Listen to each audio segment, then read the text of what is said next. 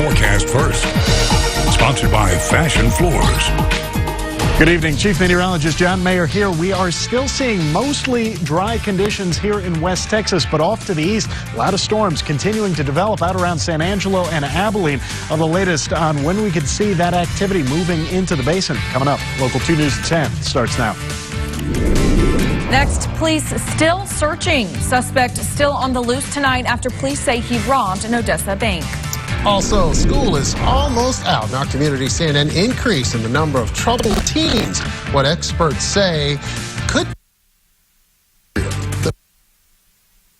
and attracting attractions, just what it will take for Odessa and Midland to see additional establishments break ground in West Texas. Live from Midland, Odessa, and Big Spring, we're Basin Trusted, Basin Proud.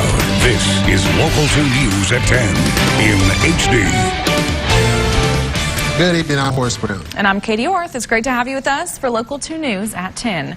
Our top story tonight, teens in trouble. An ECISD officer breaks his hand after a scuffle with a former student yesterday. A Big Spring teen's joyride with her parents' car lands another 15-year-old in the hospital. And on Monday, an Odessa teen facing charges after police say she stabbed her sister during an argument. The Basin taking note in these recent arrests, and some residents have taken it amongst themselves to solve the problem. Local 2's Ryan Martin spoke to the director of a youth counseling program for at-risk teens. Ryan, tell us what contributes to this behavior and if it can be prevented. Katie, Carl Borowski works with first-time juvenile offenders to help get their lives turned around. And when he sees them committing violent crimes in the headlines, he knows his job's that much more important. I can see how that could happen. Carl Borowski seeing the importance of his job this week. They don't understand the consequences. You know, they don't think about the consequences before they do the action. Borowski is the executive director of Rope Youth, a nonprofit that works with at-risk kids through mentoring and education. He says many factors can contribute to a youth's violent behavior, such as a lack of food, bad influences, and not enough teaching from guardian figures and positive role models. If you want to get to the root of the problem, that's it. You have nobody to teach you. If you don't have anybody to teach you, you're not going to learn. You know what, man, you're not heading in the right direction. Borowski adds that many of these actions by at-risk teens are preventable, and with summer vacation just around the corner, members of the community can step up to stop the tide of juvenile crime. If everybody takes the time where they can, you know, they can reach one person, then, and if we all did that, you know, just imagine how the world would change. Borowski adds the most important thing for a parent, guardian, or mentor to know is that they don't have to be perfect, they just have to be present in a kid's life. Katie? All right, thank you, Ryan. He went up to the teller, demanded cash from the teller. He placed the teller in fear for her life. He then fled the scene with an undisclosed amount of cash. He was last seen traveling on foot southbound here on JBS Parkway towards those apartments over there. Developing news out of Odessa this evening. Police still searching for a suspect they say robbed Community National Bank around 3 this afternoon. Here's a look at the man they're searching for. Police described him as a white man standing about 5'4" with tattoos covering both of his arms. He fled the scene on foot with an unknown amount of cash. There were no reports of injuries. Police say he was last seen here running southbound on foot, the 2600 block of North JBS Parkway. It is unknown at this time. Public is. They believe they know where he may be. For another look at the pictures of the suspect, head to our website, yourbasin.com. Turning now to an update in the shooting death of a Howard County teen. Sheriff deputies making 3 arrests in connection. Authorities arresting these 3 who remain behind bars tonight. We're told they are still searching for a 4th suspect, Kimberly Carson. Anyone with any information on her whereabouts is asked to contact the Howard County Sheriff's Office. You'll remember just last week, 12-year-old Jose Hernandez died from a gunshot wound at Scenic Mountain Medical Center. Reports show he had been missing for more than 2 months. The events leading up to his death remain a mystery. Investigators are still waiting for final autopsy and lab reports. Another update out of Reeves County tonight. A federal grand jury indicting a former Reeves County judge. Reports show Jimmy Galindo has been indicted on bribery and failure to file income tax return charges. Galindo served as Reeves County judge from 1995 through 2006. Officials say it is in connection to the indictments against State Senator Carlos Uresti. One common question floats around conversations in West Texas. Why do we have XYZ stores, restaurants, or businesses here? In tonight's special assignment, Local 2's Rebecca Jeffrey finds out just what it takes for the cities of Midland and Odessa to attract such attractions. In this boom and bust town, the economy can change in an instant, and pump jacks rival the population. But every dip of this horse head brings a dollar itching to be spent. The question is, where? Not surprisingly, retailers need research before investing in new territory, an important step Midland development coordinators are in the process of taking through a $50,000 retail study. That way we get a better understanding of our residents as well as our visitors in Midland and what kind of goods and services they're looking for. The study will also highlight where people spend their money, so what you wish for is what you pay for. Yes, they do have a vote because we'll see where their dollars are being spent. Charles Harrington is the Director for Development Services in Midland. One of the things that we have in our favor is the fact that we have a lot of rooftops. Our numbers are increasing to the point where we were a year and a half ago, so that's good. So with a large consumer base and money to spend, what's the holdup? Employment outside of the oil field. They have to have people to fill the jobs, and when you've got a situation where people can make more money in the oil field, it makes it difficult for the lower paying jobs to find people to fill those. It's a struggle with everyone to find the quality people. Bev and J.P. Hearn co-own Fountainville near Loop 250 and Highway 191, an artisan ice cream and craft soda fountain shop. We saw that there was a need, and we wanted to fill it. And this custom craft is safeguarded from the highs and lows of the oil industry. Ice cream is kind of an affordable luxury. Their ice cream is premium. Their location is prime. Basically, if you build it, will they come? And they've been coming. Both Midland and Odessa have an eye on this coveted corridor. And though the two cities creep closer, the gap is far from closed. Odessa is taking a slightly different approach to sales success. Retail follows rooftops, so we try to focus on commercial and industrial types of projects. Wesley Burnett, the Director of Economic Development, is working to create more primary jobs in Odessa to then support retailers. So you have to have one before you have the other. You don't really want to bring something to town if they're not going to be successful. A concern felt by many businesses willing to take the risk. One of the hesitations, it's a really big investment, and if the population base isn't there to support it, you know, that investment could turn into a bad investment. Ultimate Air Trampoline Park plans to bounce into Odessa in 2018. President Buddy Cobble is excited the $2.5 million investment will meet a need for the basin. For us, we look at markets that there just seems to be a little bit lacking in family entertainment. Ultimate Air, along with many other companies, use find the best. As both cities continue down the track of bringing in more people, more jobs, and more money, the formula will equal success and flourishing cities. I'm Rebecca Jeffrey for Local 2 News. Both Midland and Odessa development officials say the spot that will look the most different in the next 5 years is downtown. Each will be home to convention centers and hotels, likely spurring more retail and nightlife. And in your energy report, good news for the world oil economy, and especially right here in West Texas, as OPEC is expected to continue their production cuts. We're told OPEC is set to meet next week to discuss extending their cuts for another 9 months. Local industry leaders say this will have a positive effect on oil prices, hopefully raising them above $50 a barrel. Positive news, I think, for people out here that Saudi Arabia and Russia are both talking about continuing on the cuts, not just for another 6 months, but for possibly another 9. It's beyond imagination that OPEC, with Saudi Arabia's leadership and Russia's cooperation, would not extend on May 25th. They would have serious egg on their face. Pruitt says he doesn't think OPEC will back out, but if they did, it could be catastrophic for the market. Big news coming out of Crane late last night. The district naming Steve Rodman as their newest head football coach and athletic director. Crane ISD Superintendent Bill Boyd says he thinks a head football coach in Texas public education is the hardest job to get. He says while 1/3 of applicants probably wouldn't be able to find Crane on a map, he was not surprised by the large interest in the job with 115 applicants. A big selling point to me was when I visited with coaches in his district, they told me, get this guy out of here. He's very hard to beat. We don't like coaching against him. Boyd says after the 4-hour meeting to name a head coach, he feels the community will rally behind their choice. Well, an explosive show stopping at Wilson and Young Middle School today.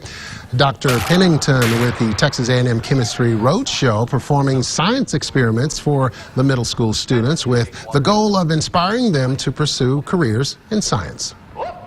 Going in the field of science, it helps us change the direction of humanity. It allows us to, as he demonstrated a minute ago, recycle garbage and things like that. Try to get around the effects that humans are having on the earth. Experiments including a show of the elephant toothpaste reaction in which chemicals are mixed to create a thick foam, a fountain of foam. I've seen this done on Facebook. Can I say Gig'em? There you go. There you go. You are an Aggie. All right, still to come, local law enforcement honoring the fallen today. We'll take you to the somber ceremony held for those who have made the ultimate sacrifice. And while it isn't much, we are starting to see a couple of storms developing here in the basin right now. Again, doesn't look like very much, but this storm down in Reagan County, the beginning of what could turn into an active evening out there. The latest on what you can expect overnight coming up next. Your Local 2 Weather Authority forecast. The southwestern U.S. could be headed toward a modern dust bowl. Dust storms in the region more than double between 1990s and 2000s. NOAA scientists think changing ocean temperatures are to blame for drier conditions. Airborne sand and dirt caused an increase in valley fever as well as damage to aircraft engines and farms. We experience a little dust here every now and then. A little bit. A little bit. Yes, we do. Mainly with storms that don't produce rain. It just produces wind. So let's see if we can get some rain coming our way. That'd be nice. If we could avoid the severe, just get some of that rain. Unfortunately, if you're seeing anything blowing around, it might not be dust. It might be pollen. Grass pollen is still high. Tree pollen still moderate. These numbers courtesy of Dr. Paul Fulmer, TexanAllergy.com. That's where you can always go for the latest on those as we continue to make our way through those spring months. But what we are seeing out there, at least what we saw earlier today, some serious heat getting into the 90s. Odessa, Midland 93, Big Spring 93, 96 Fort Stockton, and of course we can't forget the triple-digit high 102 down in Dryden. And when you see temperatures that warm, it takes a while for anybody to actually cool off. So that's why we're still in the 70s in the basin, still mid-80s down to the south, and that provides a whole lot of fuel for those storm chances that we're going to see overnight. And we're starting to get a little bit more moisture in as well. Dew points increasing. Anywhere you see that green, that's where you start to get enough moisture to lead to some of those storm chances, and it's slowly coming in. Down in Terrell County, we've got a dew point of 67 degrees. Certainly more than enough to see some of those storms developing for us.